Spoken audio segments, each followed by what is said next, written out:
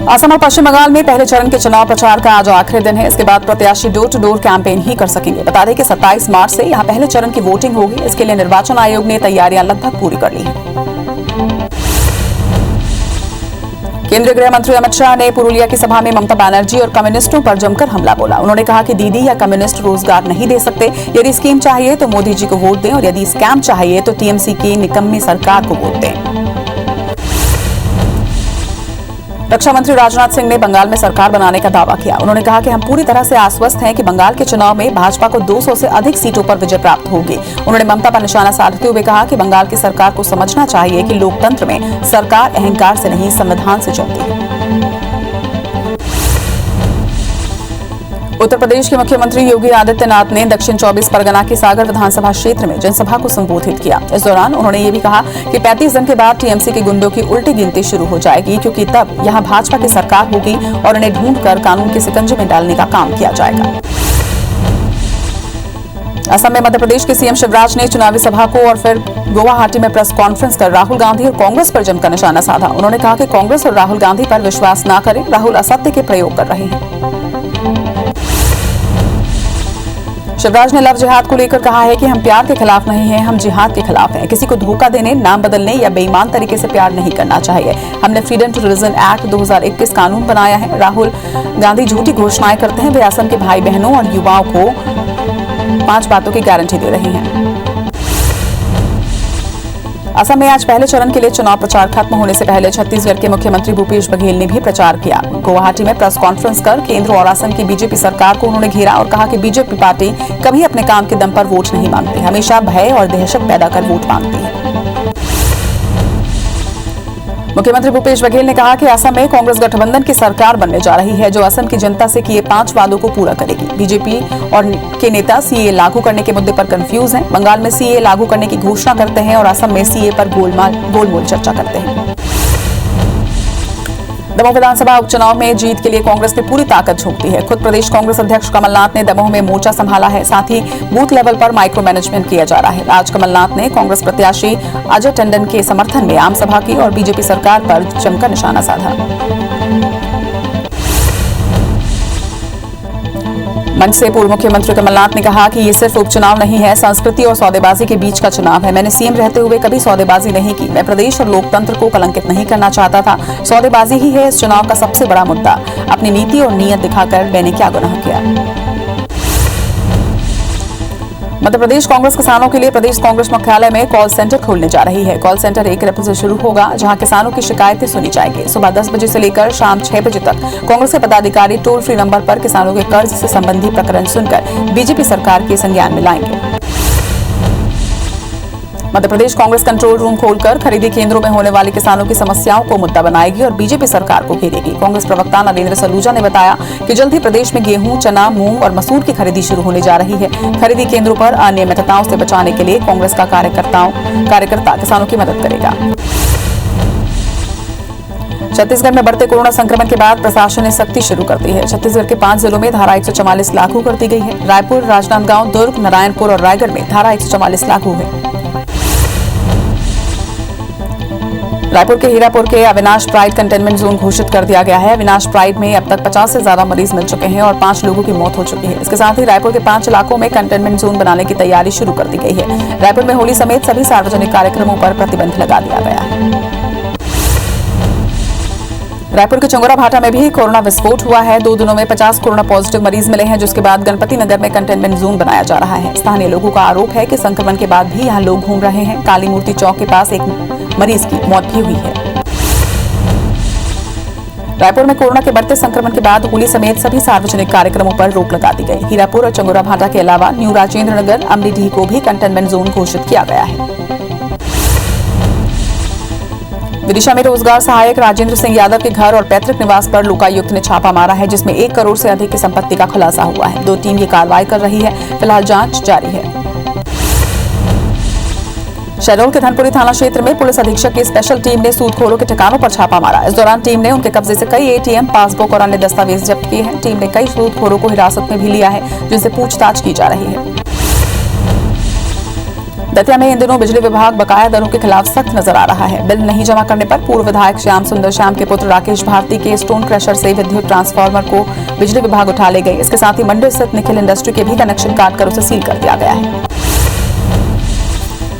महासमुंद जिले के खैरा झिटकी के ग्रामीण जल संकट के चलते तालाब का गंदा पानी पीने को मजबूर है। गांव में सुविधा के नाम पर कुछ वर्ष ही नल जल योजना शुरू की गई थी, लेकिन वाटर लेवल की समस्या के चलते नलकूप भी अब काम नहीं कर रहे। वहीं अब समस्या का निराकरण नहीं होने पर ग्रामीणों ने आंदोलन की चेतावनी दी है।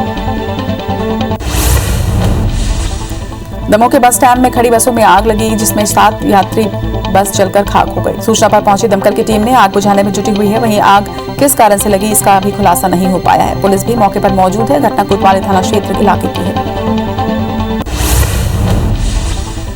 देवास के बरोटा थाना क्षेत्र में एक युवक ने 2 बच्चों को कुएं में फेंककर खुद पर आग लगाकर खुदकुशी कर ली। कुएं में फेंकने से दोनों बच्चों की भी मौत हो गई। वहीं बताया जा रहा है कि मृतक युवक पत्नी के घर न लौटने से परेशान था। फिलहाल पुलिस मामले की जांच कर रही है। जांजगीर की जिला जेल के सामने से छेड़छाड़ का आरोपी पुलिस को चकमा देकर फरार हो गया। आरोपी युवक का नाम विक्की बरेट है, जो नवा गांव का रहने वाला है। उसे कोर्ट के आदेश पर पुलिस जेल में दाखिल करने के लिए पहुंची थी। फिलहाल पुलिस ने आरोपी की तलाश शुरू कर दी है। रायपुर में तीर्थ यात्रा पर ले जाने के नाम पर 45 लोगों से लाखों की धोखाधड़ी का मामला सामने आया। टूर ट्रेवल्स के संचालक ने श्रद्धालुओं को हवाई टिकट बुक कराने का झांसा देकर रुपए ऐंठने और बाद में दफ्तर बंद कर वहां से फरार हो गए। पीड़ितों ने साई ट्रेवल्स के संचालक के खिलाफ अपराध दर्ज किया। राज्य में गोबरा नवापारा वार्ड के पार्षद ने एक महिला को थप्पड़ जड़ दिया। पार्षद की दादागिरी सीसीटीवी में कैद हुई है। वहीं पीड़िता की शिकायत पर पार्षद मंगराज सोनकर के खिलाफ पुलिस ने केस दर्ज किया है।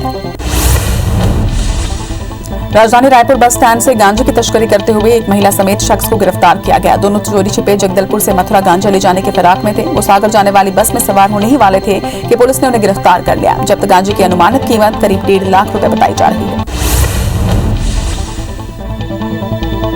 बलरामपुर के सामुदायिक स्वास्थ्य केंद्र के डॉक्टर दीपक राय पर पीएम के नाम पर मृतक के परिजन से पैसे लेने का आरोप लगा है। इसे लेकर परिजन ने पीएमओ को ज्ञापन सौंपकर अपना पैसा वापस मांगा है। इसके साथ ही मामले में कार्रवाई की मांग भी की। बता दें कि एक दिन पहले भी डॉक्टर राय पर रिश्वत लेने का आरोप लगा था।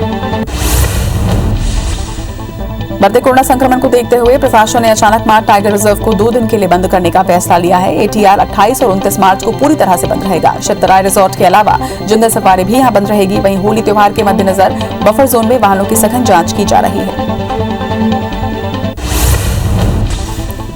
गरियाबंद एसपी भोजराम पटेल ने सर्व समाज की बैठक ली, जिसमें उन्होंने क्षेत्र की विभिन्न समस्याओं को लेकर उनसे चर्चा की। इस चर्चा में लगभग सभी लोगों ने अपने विचार रखे। इस दौरान एसपी ने कहा कि सर्व समाज के लोग युवाओं को नशे से दूर रखें। बैठक में 100 से ज्यादा लोगों ने हिस्सा लिया।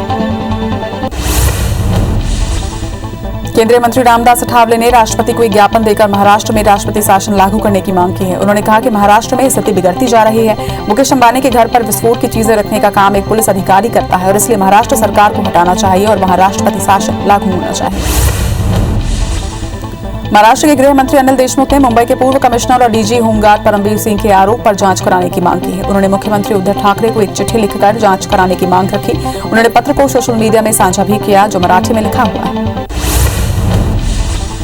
चिट्ठी में अनिल देशमुख ने कहा है कि जब आरोपों की जांच होगी तो दूध का दूध और पानी का पानी हो जाएगा। देशमुख ने अपने पत्र में लिखा कि अगर सीएम जांच के आदेश देते हैं तो मैं इसका स्वागत करूंगा। बता दें कि आरोप लगने के बाद बीजेपी लगातार गृह मंत्री के इस्तीफे की मांग कर रही है।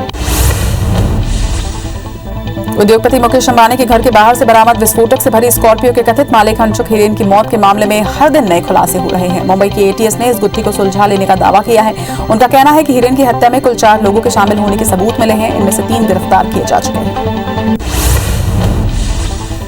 कांग्रेस नेता राहुल गांधी ने फिर आरएसएस पर निशाना साधा है। उन्होंने संघ परिवार को मानने से इनकार कर दिया। उन्होंने आरोप लगाते हुए कहा कि आरएसएस में महिलाओं और बुजुर्गों का सम्मान नहीं होता, इसलिए आरएसएस को संघ परिवार कहना सही नहीं। राहुल गांधी ने ट्वीट कर कहा कि मेरा मानना है कि आरएसएस और उससे जुड़े संगठन को संघ परिवार कहना सही नहीं है। परिवार में महिलाएं होती हैं, बुजुर्गों के लिए सम्मान होता है, करुणा और स्नेह की भावना होती है, जो आरएसएस में नहीं है। अब मैं आरएसएस को संघ परिवार नहीं कहूंगा। दिल्ली राष्ट्रीय राजधानी क्षेत्र सरकार संशोधन विधेयक के राज्यसभा में पारित होने के बाद दिल्ली के मुख्यमंत्री अरविंद केजरीवाल ने कहा कि ये लोकतंत्र के लिए दुखद दिन है। उन्होंने ये भी कहा कि लोगों को सत्ता दोबारा सौंपने के लिए संघर्ष करते रहेंगे। जो भी अड़चनें आएगी, हम अच्छा काम करते रहेंगे। काम न रुकेगा, न धीमा होगा।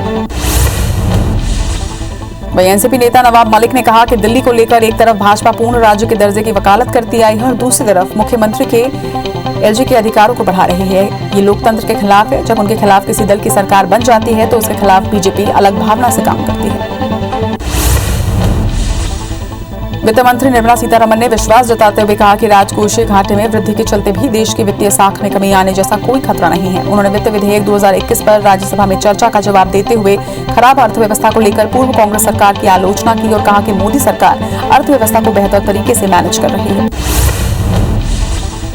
वित्त मंत्री निर्मला सीतारमण के जवाब के बाद राज्यसभा ने वित्त विधेयक 2021 को बिना किसी संशोधन सुझाव के लोकसभा को लौटा दिया। इसी के साथ सांसद से आम बजट को मंजूरी मिलने की प्रक्रिया पूरी हो गई।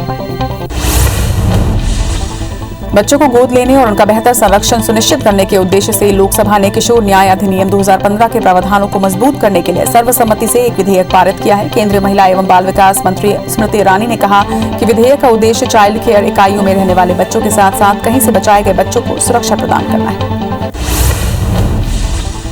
इंटरनेशनल क्रिकेट काउंसिल ने वनडे और टी20 रैंकिंग जारी की है। वनडे में भारत के ओपनर रोहित शर्मा को एक स्थान का नुकसान हुआ और वे बल्लेबाजों में टॉप 2 से बाहर हो गए हैं। भारतीय कप्तान विराट कोहली पहले नंबर पर काबिज हैं। आईसीसी ने यह रैंकिंग भारत इंग्लैंड के बीच हुए पहले वनडे के बाद जारी की।